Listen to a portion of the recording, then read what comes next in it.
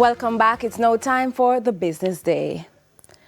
High costs, slow approvals, and complex build-out processes are continuing to hold back Jamaica's digital expansion.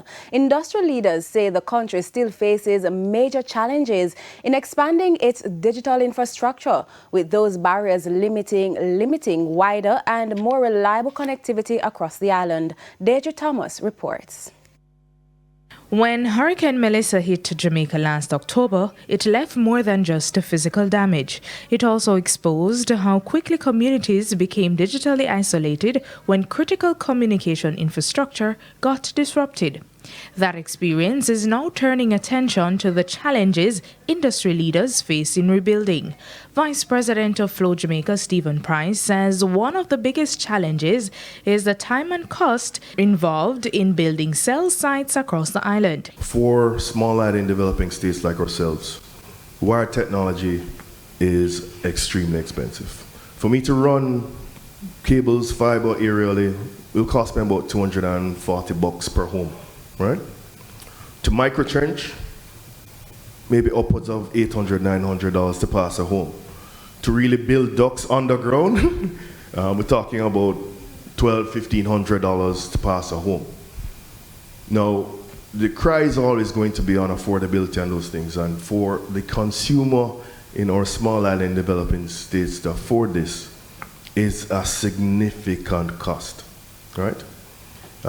So we're going to have to push for more wireless kind of technologies. He says while technology is advancing quickly, the pace of approvals and construction is not keeping up.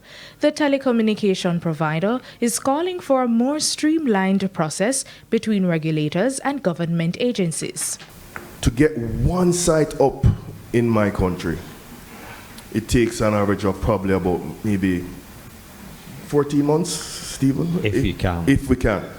Because I have to go through NEPA, Ministry of Health, I have to go to the municipality, then I have to come back to the consumer, do a survey, all these things in order to get a site up. For utility companies like JPS, slow decision-making is driving up costs. CEO Hugh Grant says by the time projects are approved, demand oftentimes increase, making them more expensive to deliver. For example, one may have a particular transmission facility that needs to be built. And after deliberating and going back and forth, and the load is growing in the interim, you finally land a decision to go. But all those years that have been lost before you put the shovels in the ground results in upward pressure to the customers that we're all trying to best serve. So it's very important that we be more nimble and agile in how we do what we do. In the meantime, Digicel's CEO Stephen Murad is calling for tougher action to address theft and vandalism. He says the issue continues to cost the industry heavily in time, money, and resources.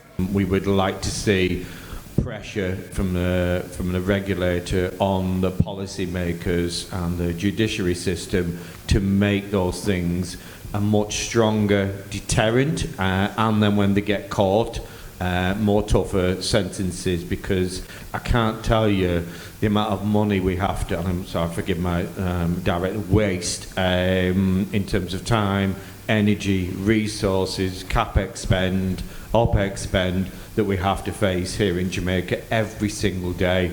Deidre Thomas, TVJ News. The JSE index advanced by 1,324 points, while the junior market index advanced by 13 points. There was trading in 115 stocks, of which 47 advanced and declined. The advances include Image Plus Consultants, Express Catering, Atlantic Hardware and Plumbing, JMMB Group 10% preference shares, and AMG Packaging and Paper. The losers were led by AS Bryden and Sons Holdings, Cygnus Credit Investments, US dollar shares, Main Event Entertainment Group, Knoxford Express, and The Lab. 26 stocks traded firm. Foreign exchange trading ended with banks and cambios selling the US dollar for an average $158.16. The Canadian dollar is being sold for $115.89. The pound is going for $212.47, while the euro is selling for an average $187.63. And that was the business day. News from overseas after the break.